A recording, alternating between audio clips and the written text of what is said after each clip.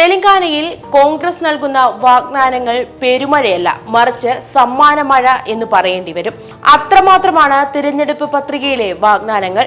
ഇക്കുറി സംസ്ഥാനത്ത് വലിയ മുന്നേറ്റം ഉണ്ടാക്കാൻ സാധിക്കുമെന്ന് പ്രതീക്ഷ വെക്കുന്ന കോൺഗ്രസ് 38 വാഗ്ദാനങ്ങളാണ് മുന്നോട്ട് വെക്കുന്നത്.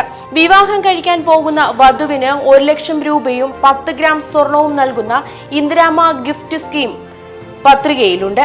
എല്ലാ വിദ്യാർത്ഥികൾക്കും സൗജന്യ ഇന്റർനെറ്റ്, 18 വയസ്സിന് മുകളിലുള്ള കോളേജിൽ പോകുന്ന എല്ലാ വിദ്യാർത്ഥിനികൾക്കും സൗജന്യ ഇലക്ട്രിക് സ്കൂട്ടർ, എല്ലാ കോളേജ് വിദ്യാർത്ഥികൾക്കും 5 ലക്ഷം രൂപ സഹായം നൽകുന്ന വിദ്യാഭാരത് കാർഡ് തുടങ്ങിയ വാഗ്ദാനങ്ങൾ പത്രികയിലുണ്ട്.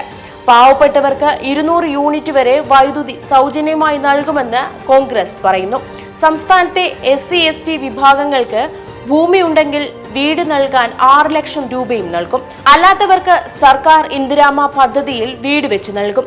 ഒഴിഞ്ഞുകിടക്കുന്ന 2 ലക്ഷം സർക്കാർ തസ്തികകളിലേക്ക് നിയമനം നടത്തുമെന്നും അധികാരത്തിലെത്തിയാൽ ഉടൻ OBC സെൻസസ്, ജാതി സെൻസസ് പ്രഖ്യാപിക്കുമെന്നും പത്രികയിൽ പറയുന്നു.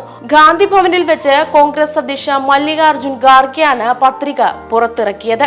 BRS നടപ്പാക്കി വരുന്ന ക്ഷേമ പദ്ധതികളുടെ ഒരു പടി മുകളിൽ കടന്നാണ് വാഗ്ദാനങ്ങളാണ് കോൺഗ്രസ് നൽകുന്നത്.